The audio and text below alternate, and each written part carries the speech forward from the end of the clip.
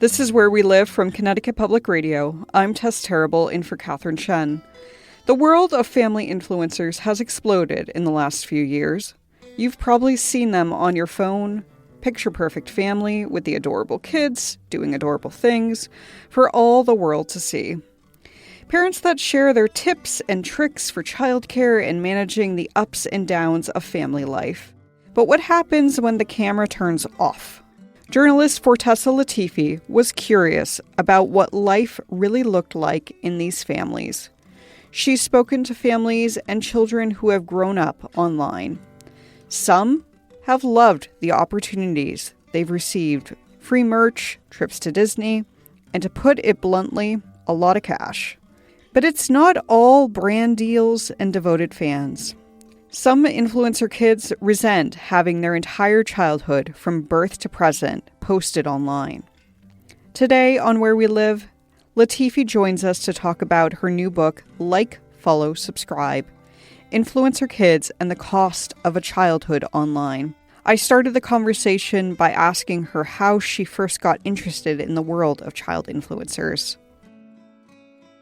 Yeah, I think it was just a few years ago that I was just scrolling social media and I started recognizing this pattern where I was seeing this incredibly intimate content of influencer kids where they were shaving their legs for the first time or getting potty trained, and it would get millions of views. And I just started thinking how strange it would be to grow up that way. And I think you can understand once you fall down a rabbit hole in journalism, you just kind of have to follow it.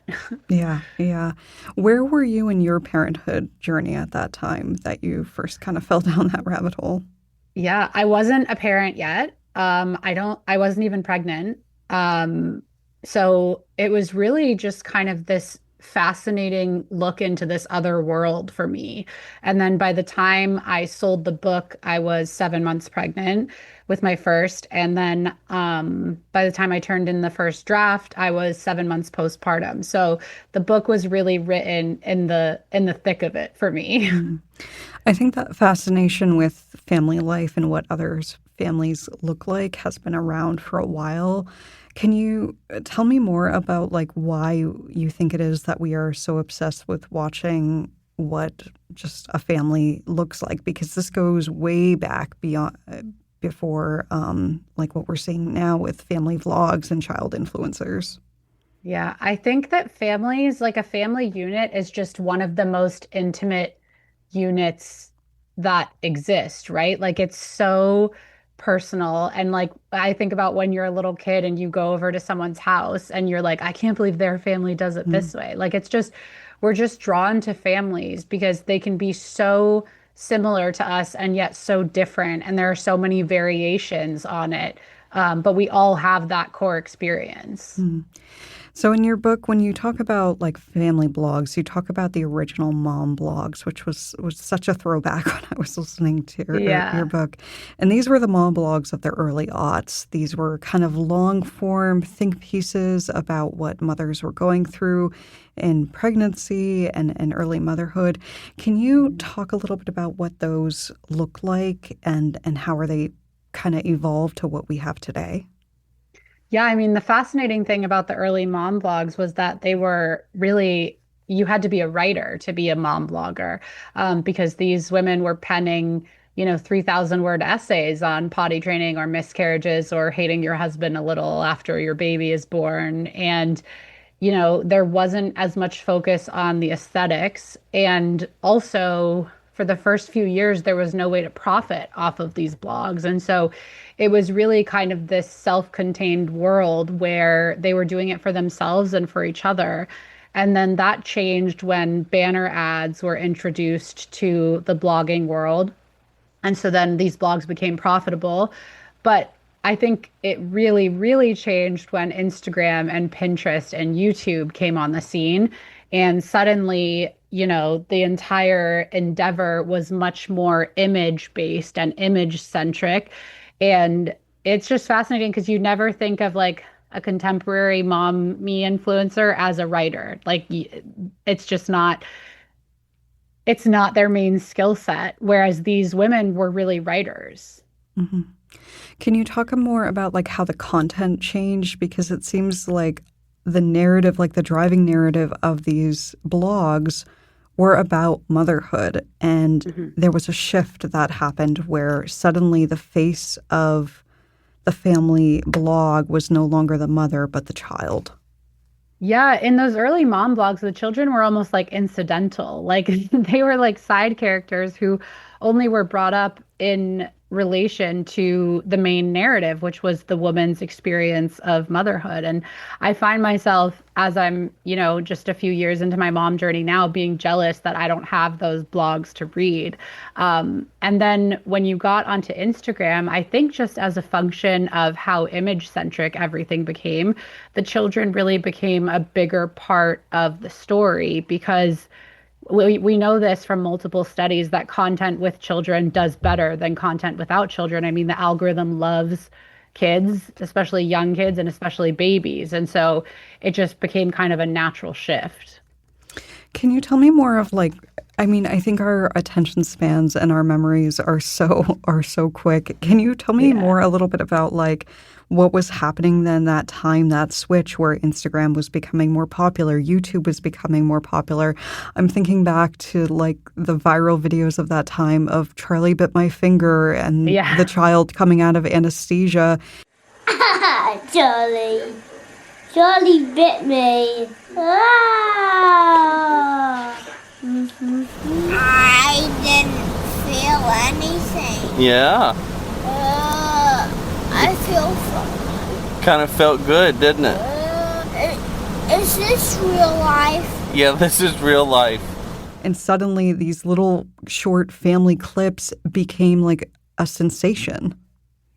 Yeah, I mean, I think the way that people's attention span has shifted is just astronomical. Like the idea that these women were writing thousands of word essays about potty training and people were reading, I mean, millions of people were reading them. And now, and then when Instagram came out, and especially when like Vine and YouTube came out, it was more about that short form content. And those little clips would go totally viral and like change people's lives. And that just wasn't how the internet functioned before. So I'm not a mom myself, but I'm at an age where I could be a mom. So I get a lot of family vlog pushed ads, Yeah. advertisements at me on Instagram and my other social media. And I think when we see kind of the surface of these family vlogs, it's the picture perfect, beautiful family all in their matching colors in a field. But you really dive deep into what things look like behind the scenes because there's still kind of a lack of transparency around how this content is built. And to do that, you profiled several families for this book. And I'm wondering if you could tell us a little bit of almost like the mechanics of how these vlogs actually work. Yeah, sure. So it's really fascinating as the vlogs get more and more popular, and as you get, hundreds of thousands and then millions of subscribers, it really turns into a family business. And alongside that, you have videographers, you have editors, you have house managers, you have nannies, but oftentimes, I would say most of the time, those people aren't shown in the content. And so the content itself is kind of selling you this false promise of you can be as perfect of a parent as I am if you buy my commissioned link, my product through this commissioned link. It really becomes a massive business. And I think people tend not to take influencing seriously and tend to think that it's like a silly thing that can just be written off. But I mean, these people are wildly influential and they're making tons of money. And yeah. Well, you kind of just answered my next question, but I still want to ask it. What are some of, Yeah. when you talk to these parents of like some of the incentives they had to start doing this over kind of a traditional 9 to 5, what did they share with you? Well, almost all of the parents said that it was kind of incidental that this Mhm. happened, that they just uploaded something and that it happened to go viral, and that then they decided, okay, let's give this a go. So even from their perch now as popular family vloggers and parent influencers, they will not say that the money is the main attraction. They say that they are sharing family life with other people, that they are sharing their light, that they're, raising awareness of certain things. I don't know. They have all these kind of amorphous reasons that they share. And they also say that after all this time that they feel that they can't leave their fans behind. But everyone kind of says that, the money is secondary. But I mean, you have to take that with a grain of salt. Yeah, one of the quotes from your book that I thought was really striking was from Shannon Bird, who is an influencer. And I believe in your book, she said, what other career would offer a stay-at-home mom this salary? And I'm wondering if you could speak to that, because I imagine that's a big incentive too, that you are working from home and you're working, documenting your family life, and you're being paid to do that. I mean, I think the promise of mom influencing and family vlogging is that you can take the unseen and unpaid labor of motherhood and you can make it seen and paid. And I think that's obviously incredibly enticing, especially in a country where women who are moms are paid less statistically than women who are not moms, let alone obviously less than men. And where the cost of childcare can outpace a parent's entire salary. And so obviously it's tempting to look at this because I've thought about this a lot, obviously, and there is no other career on earth that I can think of other than family vlogging and mom influencing, where having a child is a benefit to your career. I mean, I love my daughter. I'm pregnant with our second. I love them too, but the truth is they're not benefits to my career. If anything, having children is a hindrance to a mother's career. But in the family vlogging and mom influencing world, having a child is almost like getting a bonus in any other career. Like, it's good for you. It brings you more sponsorship deals. It brings you more views. It brings you more brands. Like, it is a positive. And so when you look at how difficult it is to be a working mother in America, I do think that I can understand why people are like, well, let me just give this a go, because then I can stay home with my kids and I can have this career that unfolds in tandem with my motherhood, as opposed to any other job where you feel like you have to show up and, be a worker like you're not a parent. And then you have to go parent like you didn't just work an 8-hour shift. And so I can understand where the enticement can come from. From Connecticut Public Radio, this is Where We Live. I'm Tess Terrible, in for Catherine Shen. Today we're talking to Fortesa Latifi. She is a senior writer at Yahoo. Her new book is Like, Follow, Subscribe: Influencer Kids and the Cost of a Childhood Online. This is Where We Live. Stay with us.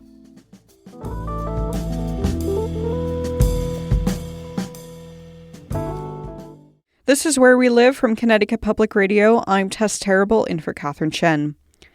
Family vlogging has come a long way from the early days of mom bloggers and Pinterest. And now it's the kids that are front and center. Fortesa Latifi is a senior writer at Yahoo. Her new book is Like, Follow, Subscribe: Influencer Kids and the Cost of a Childhood Online. She says children have always played a part in front of the camera, but never like this. Let's dive back into the conversation. When we get into the children's involvement in this, I first want to talk a little bit about like how kids are involved, because I mean, children being involved in any sort of performing art isn't necessarily new. And there's a lot of comparing child influencers and the children that are part of these greater influencer families to actors. And there does seem to be a lot of overlap between these two categories, but I understand that they're not the same, and more importantly, they don't have the same protections. Could you explain that a little bit? Yeah, I mean, the thing that I think about with child actors is that they are getting paid to play a part, right? And they're going to a set to play that part. And there's a pretty clear delineation between their work life and their home life. Whereas a child influencer is getting paid for being themselves, and they're known for being themselves. I mean, I think about when I was a kid, like Hilary Duff was known for being Lizzie McGuire, but these influencer kids are known for being themselves. And then, I live in Los Angeles. My husband works in the industry, as do many of my friends. And we've talked about, when there are kids on set, there are entire people whose whole job it is to make sure that the kid gets a lunch break at the right time, that they only work however many hours a day, that they have enough time for schoolwork, that they get off at the right time. And with a family vlogger, with influencing, there's none of that. And it's also so difficult to understand the amount of work that goes into influencing because it does happen as life happens. And so is that work or is it not? And also, if you watch like a 60-second TikTok or YouTube short or Instagram reel, how much work went into that? It could be hours or it could be 60 seconds. Like there's really no way to know. And so it's very difficult to comprehend how much work is going into it as opposed to a child actor. And on top of it being difficult to understand how much work goes into it, I think there is an assumption that everyone in the family is on board to participate in these videos and the kind of endless stream of content we see coming out of family vloggers. But your interviews seem to showcase that is not always the case. What did you learn about kind of what the family dynamics of family vloggers typically look like or can look like, I suppose?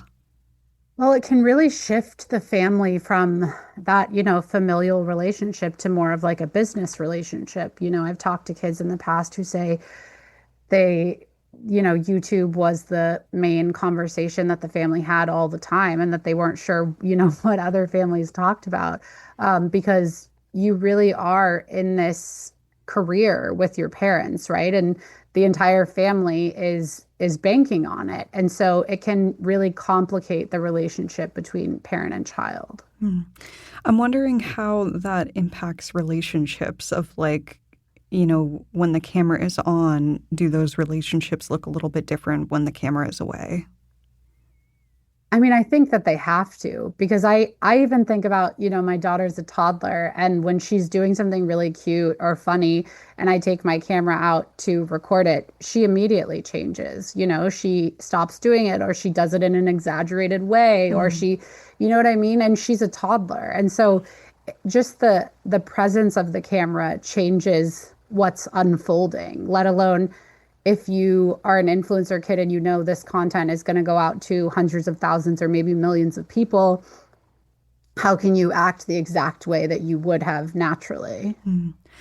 I think this part of the reason this subject is captivating the minds of a lot of adults right now of starting to look critically at family influencers is because we all remember being young and having a camera shoved in our face on times that we didn't want to, of like, Mom, please put the camera away.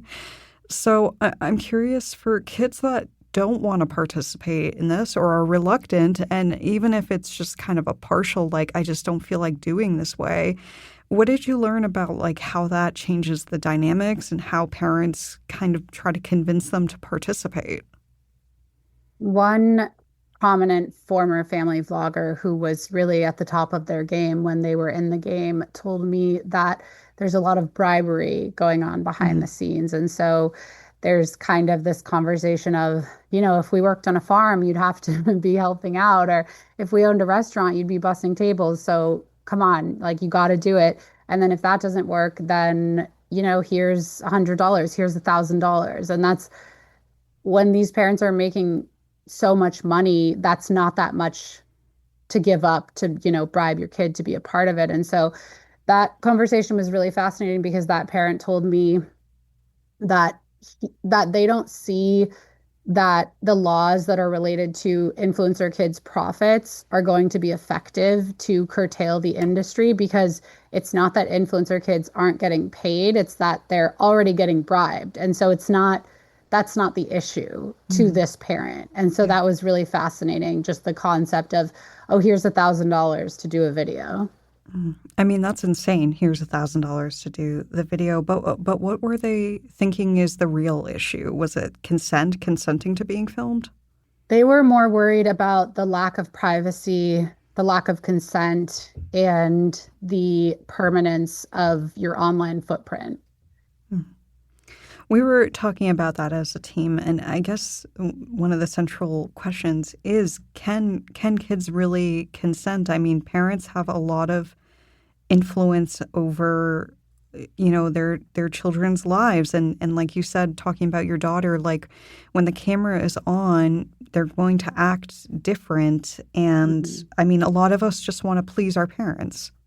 Of course. I mean, that's something that I think about because it's twofold for me is one, childhood is full of things you can't consent to, right? Like Hmm. that's kind of the nature of being a child in the parent-child relationship is like I make decisions every day for my daughter that she can't consent to. So that's one thing. Informed consent is also another, right? Like maybe a kid is saying, "Oh yeah, you can put this on the internet," but what do they really, understand about the internet? And so that's really difficult to kind of square. So I don't it's just really complicated. The consent question is really, really complicated. And I imagine that gets more complicated when we talk about age and factor. I mean, you spoke earlier about how some family vloggers were documenting a training journey for their children. And I imagine at the age of that you're potty training, you don't even have a concept of what consent really is. No, no. And like you said earlier, we do as children want to please our parents, right? And so if you know that it's making mom and dad happy that I'm in this video, then like, yeah, you are more willing to do it. But does that mean that it's like, does that count as true consent? Like it's so murky. And a lot of times, yeah, these kids are too young to consent. I mean, I've found so many profiles of influencer kids that start when they're in utero. Like it's like, Mm. so how, I mean, they're not even a person, like a conscious person yet. They can't even, how can they consent to that? But then again, like my daughter hasn't consented to almost any decision I've made for her. So it is really complicated. I think it's easy to paint like a wide brush of demonizing what these parents are doing, and I Yeah. found in your book that you really dove into the gray area. And I'm Mhm. wondering if you could talk a little bit about those thoughtful conversations of, the parents that were thinking about the long-term influence and potential damage and impact this could have to their children. I mean, I do find this to be an incredibly complicated topic. Like, I am not a person who thinks that if you put your kid online, let alone in monetized content, that you're evil or immoral or a Mm. bad parent. I don't think it's that simple. I think what I learned is that many of these parents really are grappling with the question of consent, with the question of online footprint, with the question of privacy. But you can see how the scales tip when suddenly you go from making $25,000 a year to making $25,000 off of one video, and you get to give your kid this life that they never would have had otherwise, and all of this financial freedom that many other people in this country are struggling to attain. And if you have to trade a little bit of privacy for that, like you can see I can truly understand how the scales tip, and I think it's dishonest when people say that they don't understand how you could make that decision because for me, it is very clear. Like if I were in a more vulnerable position than I am, I could see how I would be like, well, maybe I'll just play the viral lottery and see if this works out because I mean, people are struggling in this country right now, and the financial rewards can be astounding. And these parents are grappling with these issues, but they're just coming down on a different side than detractors are. Mm. There's another side of that as well that, becoming an influencer has become a pretty popular career choice for a lot of young adults and young children. Did you hear from a lot of parents say that, their children wanted to do this? They want to be influencers anyway, so they're kind of setting them up for that path. Totally. I mean, you think about that one study that was done that said like 86% of young people want to be YouTubers when they grow up. And I don't blame those kids either because they're looking around and they're like, who's living like a nice, cushy life? Like it's like billionaires, athletes, and YouTubers, it feels like, you know? And so, yeah, there was this defense that parents would tell me, which is that my kids love it. My kids are set for life. My kids have a YouTube channel in their own name with 700,000 subscribers that's going to float them through young adulthood. And so, I think that's part of the gray area is that there are kids who hate being influencer kids, and then there are kids who genuinely enjoy it. And whether or not they're still going to feel that way in 15 years is another question because I loved some things when I was 16 that I absolutely hate now. But you have to take them at their word. Mm-hmm. I'm going to try to formulate a question here. I'm not sure if I'm going to do a great job of it, Okay. but you talk about the full emotional and psychological impact of participating in filming and participating in these blogs, especially when the kids are reluctant to do so. And a lot of what I thought about in reading your book is having to be on all the time, having to be on for the camera. And I know this is kind of a big hypothetical and it's very hard to predict now, but I'm wondering if you have any thoughts about some of the long-term consequences of kids growing up always having to be on, always having to be performing. I think it can be difficult when you've grown up in that way to know exactly who you are when the camera isn't on you. I mean, I interviewed infamous kid influencer Piper Raquel, who is now 18 and on OnlyFans. And she told me, when the camera is on me, I have worth and I understand who I am. And I just thought that was so striking. And I think that could be the case with other kid influencers where they know their worth when the camera's on them, when the fans are clamoring for them, when the subscribers are increasing. But what happens when that ends? Because, fame is fickle and online fame is even more fickle. From Connecticut Public Radio, this is Where We Live. I'm Tess Terrible in for Catherine Shen. Today we're talking to Fortesa Latifi. Her new book is Like, Follow, Subscribe: Influencer Kids and the Cost of a Childhood Online. If you want to hear more conversations about books, sign up for our Where We Read newsletter. It's a monthly rundown of what the Where We Live team is reading and includes highlights of some of the best author interviews on Connecticut Public. Listen back and find your next read at ctpublic.org/whereweread. This is Where We Live. Stay with us.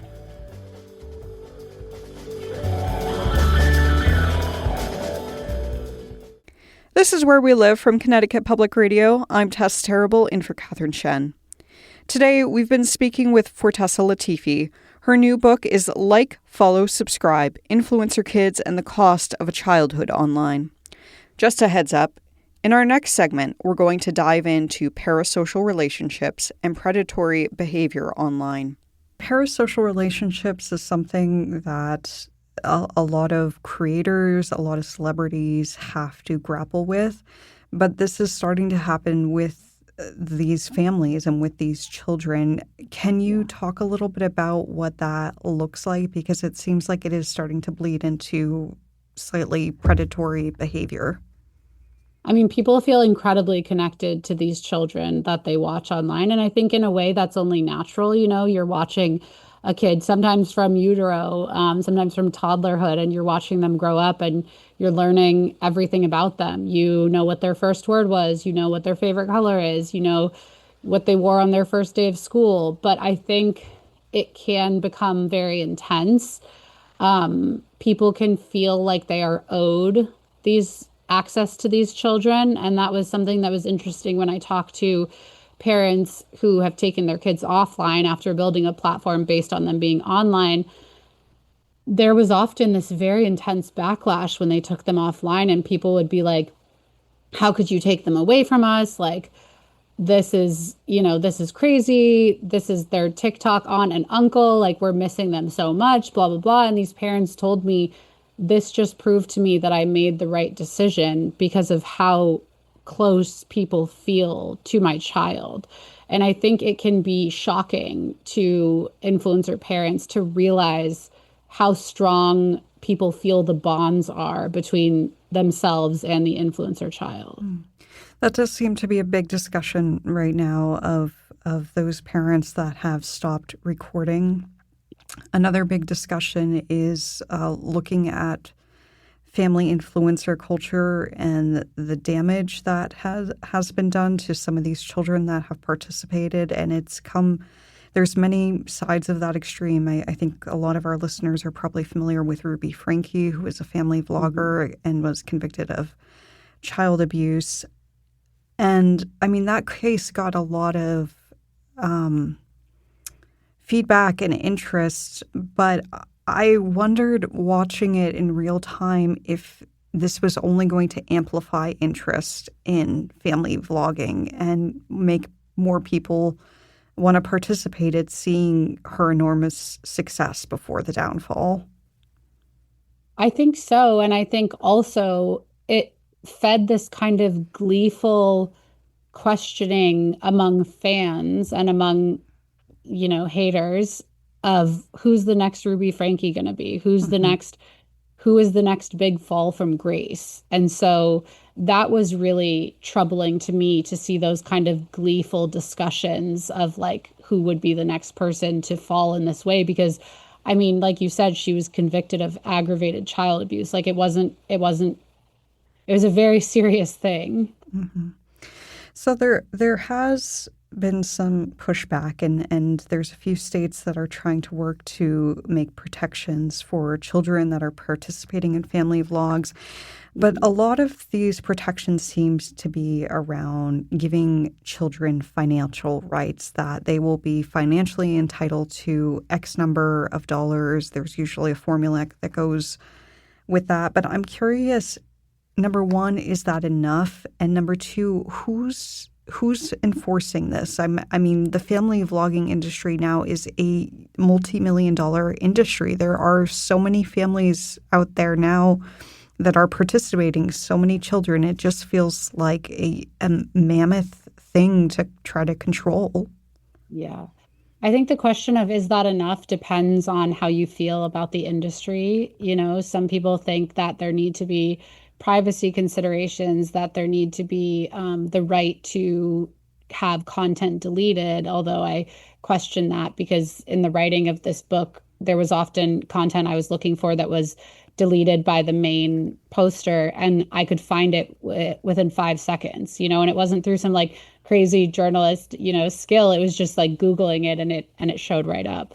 As far as who is enforcing these laws, really, there is no one. I think we will know whether or not these laws are successful once they're used in a case. And so, unfortunately, that will mean that a kid grows up and thinks that their parents didn't save the right amount of money for them, and then they'll have to go through the law, and then we'll see how effective they are. I think also what struck me was that these formulas are so incredibly convoluted and complicated that even a parent with the best intentions would have a very difficult time following them to the letter of the law. Like you would need a forensic accountant to make sure, and one who specialized in each platform that you were talking about. And so it's really complicated. Yeah. I do feel like there are more thoughtful conversations going around right now around parenting, parents sharing content about their children on social media. And through these cases, we've seen some parents who, like you said, have stopped posting altogether. Some post pictures of their kids, but they might have like an emoji covering their faces. Mm-hmm. And I'm wondering about these conversations around consent right now and what is okay to post, what is not okay to post regarding your kids, and if that's, a good enough start. I think it's a good start. I think the problem is that it can be incredibly militant. I watch as huge family vloggers and mom influencers take their kids offline, and in the comments of their videos, people are like, well, why did it take you this long to do it? Or you're still exploiting them because you're still talking about them, or you're showing them from the back and that's still wrong. And it's like, I, it's just this level of like purity, a purity test that no one can really pass. And I don't think that that's useful in any way. And I also don't think that, I mean, I am not a person who thinks putting your kid online is inherently exploitative. I'm just not. I think it's much more complicated than that. And I think when we flatten the issue to if you put your kid online, you're terrible. And if you don't, you're great, that's just not true. It's much more complex than that. And also, if you are a person who doesn't think kids should be online, I don't think you should judge people for when they make that decision.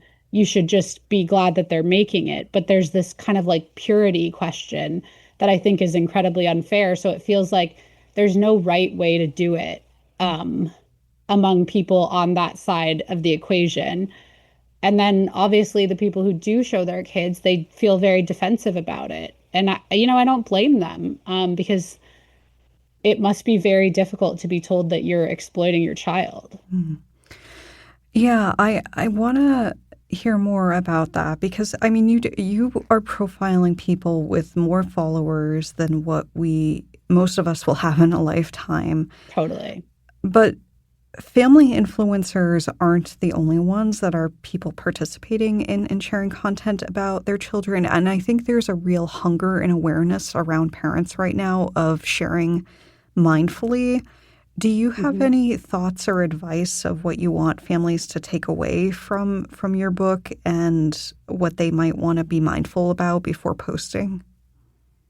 I think a good step is to try to think about your child in the future, which is very difficult to look at your toddler and think about them as a teenager.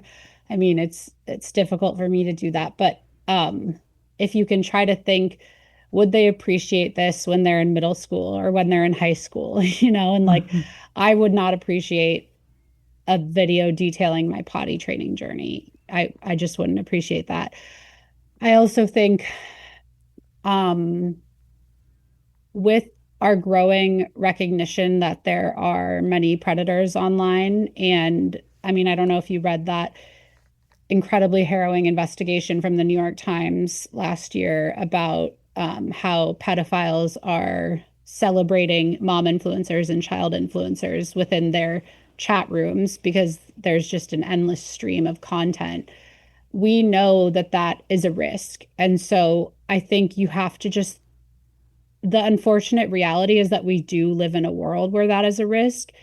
And you want to think when you're posting a photo of your child that it couldn't be sexualized in any way, but it can. And so you have to kind of put yourself not in that mindset, but just consider what you're posting with that risk in mind.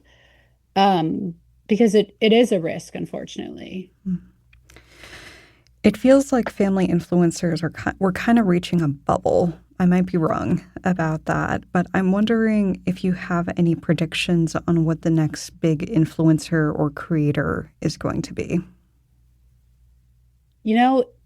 I've thought for a while that this was a bubble that was going to burst, but it just won't. There are only ever more influencers. There are only ever more families gaining recognition and subscribers and followers.